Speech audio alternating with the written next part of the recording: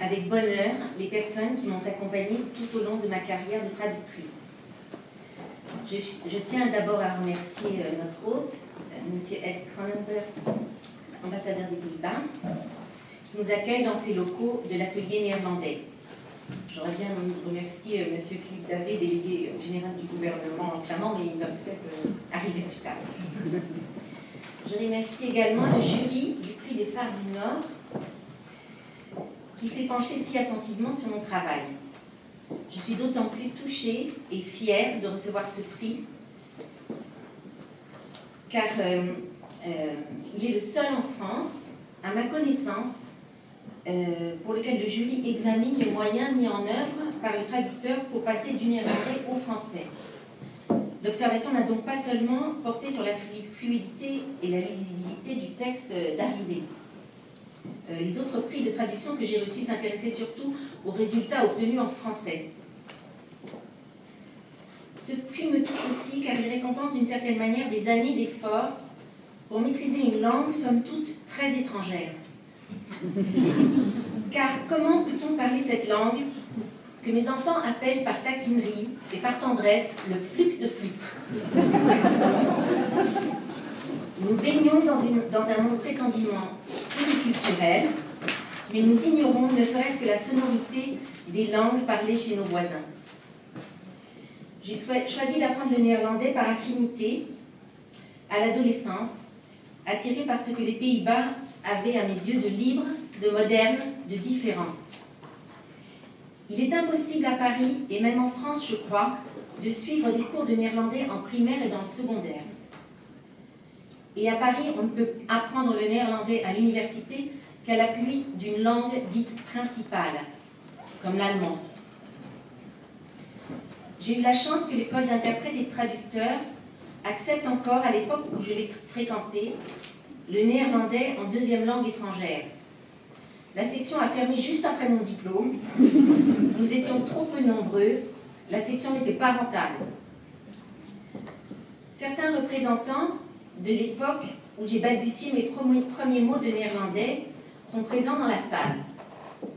Il est loin, n'est-ce pas, Dick, le temps où je commandais dans une boulangerie des Pays-Bas du gehakt brood, du pain haché et pas tranché, ou bien où je me plaignais en faisant du patin à glace d'avoir peine à mes mosselen, mal au moule au lieu de mal aux muscles.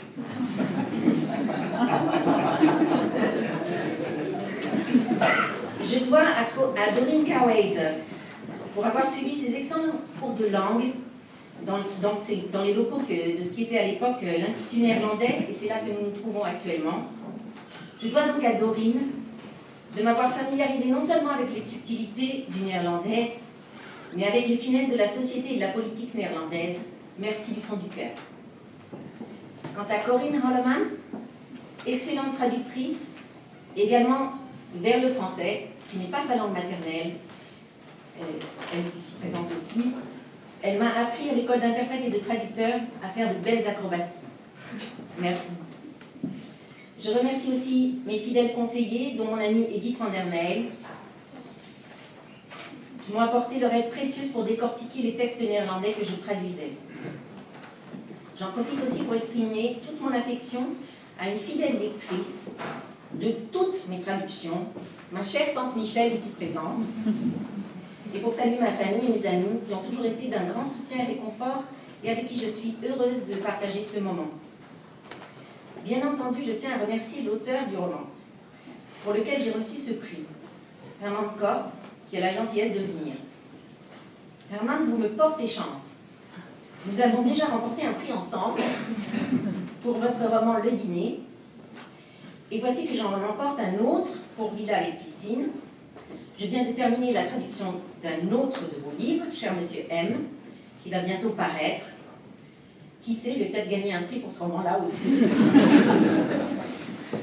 En tout cas, j'ai plaisir à vous traduire.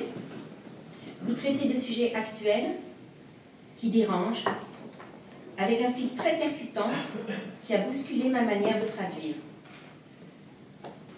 Je souhaite aussi remercier Camille Dumas et Valérie Maréchal des éditions Belfond. Je ne sais pas si elles sont là. En tout cas, je suis sensible à l'esprit d'équipe qui émane de cette maison d'édition. C'est un vrai plaisir de travailler pour elle comme traductrice.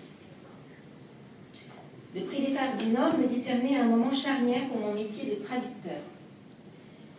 Curieusement, j'ai commencé courageusement ma carrière avec la conviction qu'il était impossible de traduire, c'est ce que vous avez dit,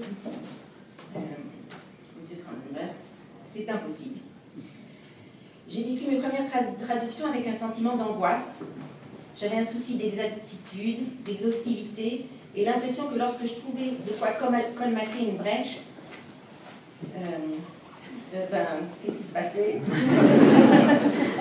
Colmater une brèche d'un côté, la construction se lézardait de l'autre. Est-ce que tout le sens y était? Est-ce qu'en voulant rendre le sens et l'émotion, je n'en faisais pas trop? Et surtout, quelle lourdeur! En acquérant une certaine maturité, je me suis mis à considérer le texte plus dans son ensemble, comme une sorte de musique. J'ai pris du recul, j'ai cherché au lieu de mots, plutôt le ton. Avec des auteurs comme Hermann Koch, j'ai pris le parti de me détacher un peu plus du texte que je ne le faisais auparavant. Pas pour prendre mes distances par rapport au texte, car j'y reviens toujours, mais parce que je me suis aperçue qu'une traduction très proche du texte ne pouvait pas fonctionner. Du moins pas toujours. Qu'elle ne rendait pas le ton. Je ne serais, par exemple, jamais attaquée à un auteur comme Stefan Hetman, auteur de Guerre et Térébenthine, si je n'avais pas amorcé ce tournant. J'en profite au passage pour vous adresser mes remerciements, Monsieur Kuhn-Baxter, directeur du Fonds des Lettres, pour le travail de promotion que réalise le Fonds. Sans de tels organismes, certains auteurs ne pourraient sans doute pas être découverts en France. Hermann Koch a eu la chance d'être mis en avant par un critique littéraire du New York Times, ce qui aide à se faire connaître partout dans le monde. Mais pour d'autres auteurs, le Fonds flamand des lettres, de même que la Fondation néerlandaise des lettres, dirigée par M. Tiziano Pérez, que je salue également, se mobilise efficacement. Je me demande même parfois s'il n'y a pas plus de livres traduits du néerlandais vers le français qu'inversement. Je les remercie pour leur mobilisation et pour la joie qu'ils m'apportent en me permettant de traduire certains livres à travers leurs subventions aux éditeurs pour faire connaître des auteurs néerlandophones. J'ai appris le néerlandais sur le tas, comme on dit, sans grammaire et sans cours, en vivant aux Pays-Bas. En rentrant en France, j'ai cherché à approfondir mes connaissances de la langue et de la culture néerlandaise et flamande. Et j'ai inévitablement fait la rencontre de Philippe Noble. J'ai suivi en auditrice libre ses cours à Paris 4, puis enchaîné sur ses ateliers de traduction et travaillé grâce à son soutien et à ses encouragements à des traductions pour l'édition. Philippe, je n'ai pas assez de mots pour vous exprimer toute mon admiration. Vous avez non seulement une connaissance fine de la langue et des cultures flamandes et néerlandaises, une grande érudition, une virtuosité dans tous les registres de la langue française, que ce soit le parler cru ou les subtiles descriptions de réalités complexes, mais vous prodiguez aussi, avec une grande générosité et une grande modestie, vos conseils et vos encouragements.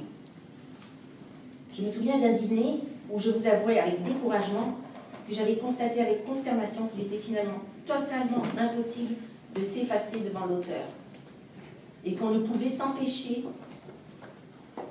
finalement d'ajouter une touche de soi-même dans une traduction.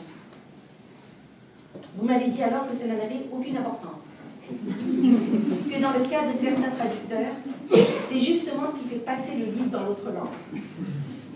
Merci pour ce conseil. Je tiens aussi à exprimer mes remerciements à ceux qui m'ont permis d'animer des ateliers de traduction. Philippe, bien entendu, dans le cadre de l'Institut néerlandais. J'ai l'impression que ce micro. Dans le cadre, mais aussi l'Université d'Utrecht, la Fondation néerlandaise des lettres et bien entendu Peter Bergsman, directeur de la Maison des traducteurs à Amsterdam. Peter, je ne te remercierai jamais assez de m'avoir fait participer à cette expérience passionnante qu'a été la Fabrique des traducteurs. Un programme européen mis sur pied en collaboration avec le Collège international des traducteurs littéraires d'Arles pour faire former de jeunes traducteurs. J'ai ainsi pu, pendant 3 semaines intensives, aider de jeunes traducteurs à réaliser leur projet de traduction. En encadrant des ateliers de traduction, on s'aperçoit très vite que les traducteurs d'une langue vers une autre se heurtent aux mêmes problèmes et s'en sortent avec plus ou moins de bonheur. Ce sont des moments extrêmement instructifs, passionnants et drôles. Je ne peux qu'encourager ces initiatives au moment où les cours de formation de néerlandais, les cours et les formations de néerlandais se réduisent comme peau de chagrin. Je tire tout particulièrement mon chapeau à Ed Hansen, je ne sais pas s'il est là, qui a créé le nouveau centre néerlandais pour dispenser des cours de néerlandais à Paris, organiser des activités culturelles et reprendre le flambeau des ateliers de traduction à Paris. Ed le fait avec un enthousiasme, une énergie, une efficacité et une convivialité remarquables. Je ne sais pas s'il est là. On lui dira. J'en profite pour saluer Emmanuel Cardiff, qui à maintes reprises a participé à mes ateliers et dont la première traduction littéraire vient d'être publiée chez Actes Sud. Ce roman d'Anna Enquist, Le Quatuor, a reçu une excellente critique dans Le Monde la semaine dernière. Elle est là, elle prend la relève aussi, c'est bien. Je salue aussi Yvonne Petrequin et Brigitte Sverver-Béret, également des participantes aux ateliers de traduction qui ont publié plusieurs traductions de polar. Il y en a une là. Je ne sais pas comment, je ne connais pas leur titre. Alors le dernier, c'est le premier tome d'une trilogie qui s'appelle Un papillon dans la tempête et qui est paru début février.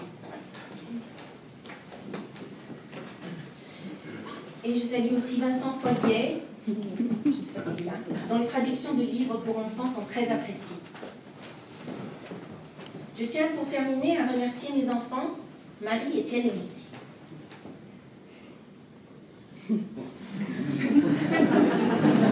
C'est pas dur. Merci mes enfants. Jusque-là, ça allait.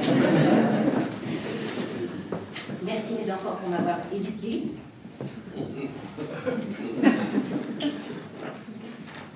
Vous m'avez appris avec votre présence jeune, dynamique, sympathique et remuante à travailler vite. Et je l'espère bien. Et mon dernier mot sera pour Anko, mon mari, toujours à mes côtés pour vivre les petits et les grands moments de ma vie.